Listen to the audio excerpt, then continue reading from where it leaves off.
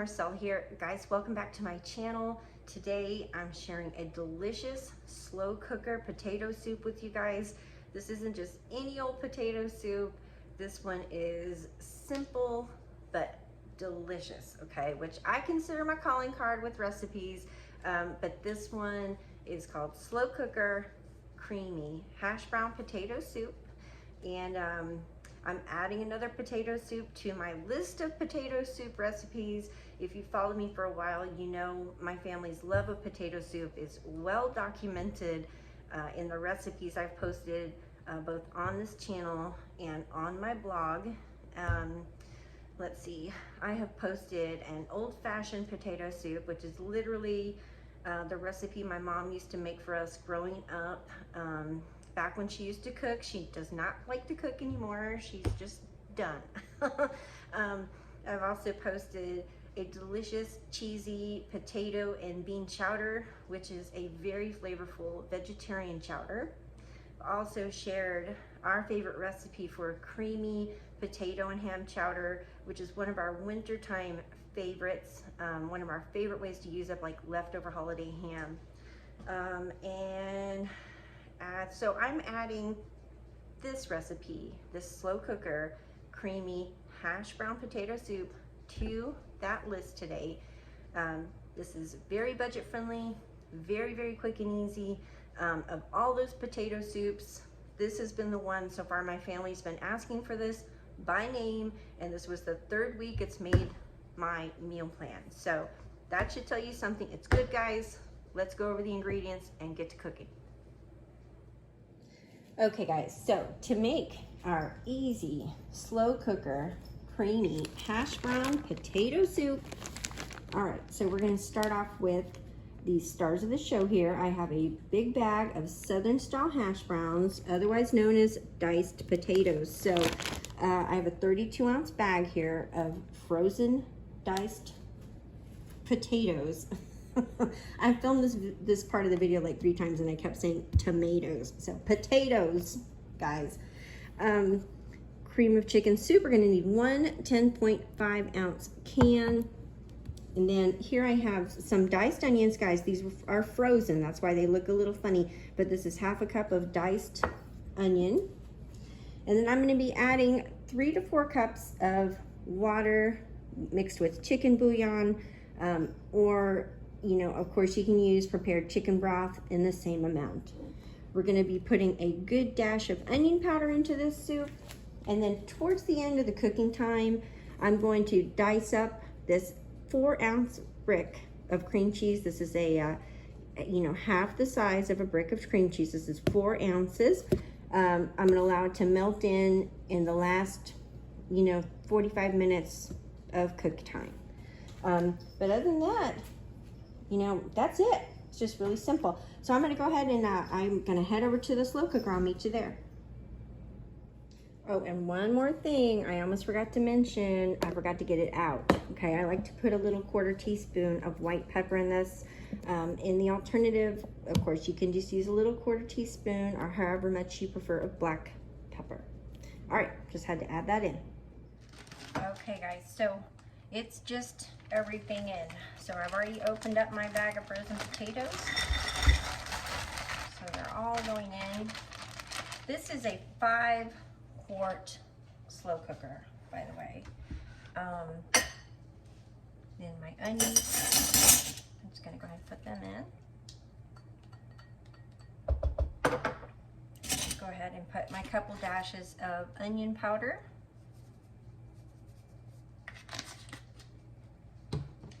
Now my condensed soup. I'm gonna put the whole can. Okay, so I'm gonna go ahead and put in 2 cups of water. And what I'm looking for, I want enough just to kind of get level, you know, with the, you know, pile of potatoes here. So I'm definitely putting another 2 cups of water.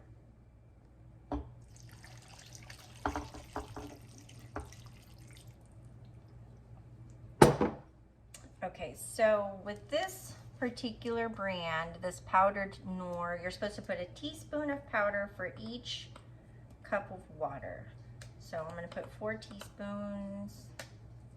And you know, of course, guys, you can just use the prepared chicken broth instead. I just always have this around. And then quick little dash of the white pepper. And I just put a dash. For some reason, the white pepper really does pack quite a little kick, more so than the black pepper, in my opinion. All right, so if I can, if the potatoes aren't too frozen, I'm gonna give this a little bitty stir.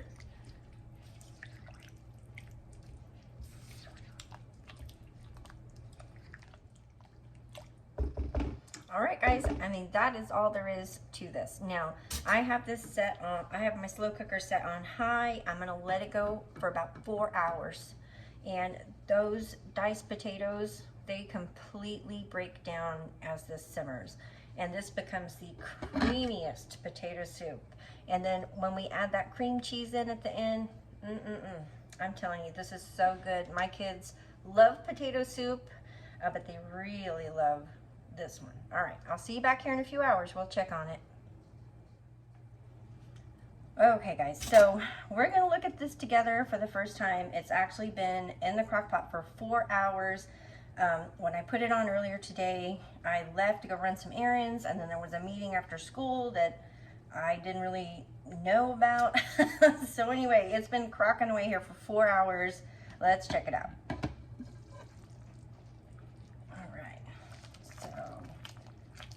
All right, so as we stir this, I promise you, these potatoes are they're gonna start to break down.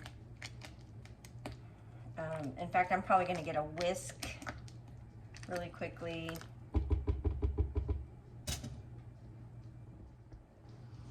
Okay, guys, so I've got my whisk here.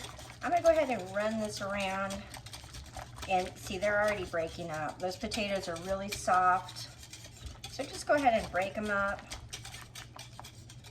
Or you can, you can let it keep crocking away. You can let it go for 6 hours, and then they'll just really break down when you stir them.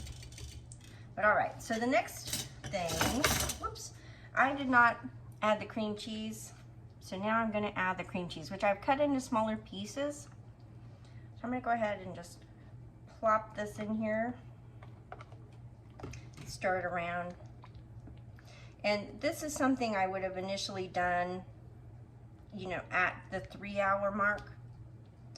But now we're at the 4 hour mark. So I'm gonna let this continue to cook for about another 30 minutes. We'll let that cream cheese melt into it. All right, so we'll check back again just a little bit. Okay, guys, so here we are at the 30-minute mark after I added the cream cheese. And looking pretty good. My little spatula. Yeah, the cream cheese is looking pretty melted. So, just to make sure it's all good and done, everything's broken down and nice and smooth and creamy, I'm just gonna take my whisk back in here, go back through just a couple of times, but it's looking delicious. Nice and smooth, creamy potato soup. But I am gonna taste it real quick and see if I need to adjust my seasonings.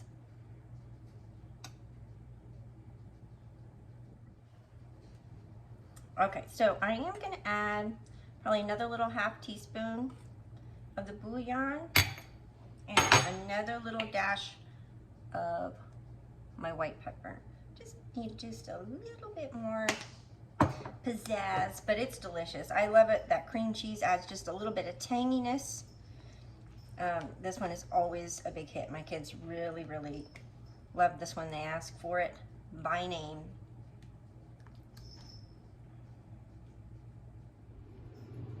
Okay, y'all, so I have poured myself a respectable, sizable serving of this delicious, creamy hash brown potato soup. And this has been sitting for a little bit, so it's had some time to thicken up, and as it's cooled down a little bit, I will heat this back up for myself. But this is a delicious soup all on its own. It doesn't really need anything. It will absolutely fill you up. But just to cover all the bases, I'm gonna show you some optional toppings that my family loves to put on this soup as well. Okay, so here's the soup. Optional toppings. are here, okay? My family loves to treat this like a loaded potato soup. So we're gonna go ahead and put, you know, a tablespoon or two of cheese right on top. All right, and I have a generous tablespoon of bacon bits here, and I'm using these, bacon bits that you normally find in the salad aisle. Guys, if you're just doing a single recipe in a week and you don't, really want to fry up any bacon or, fix a whole pound of bacon, these are a lifesaver for things like potato soup. And then last but not least, some green onions. And of course, totally customizable. You do you with this, guys, but this is dinner tonight.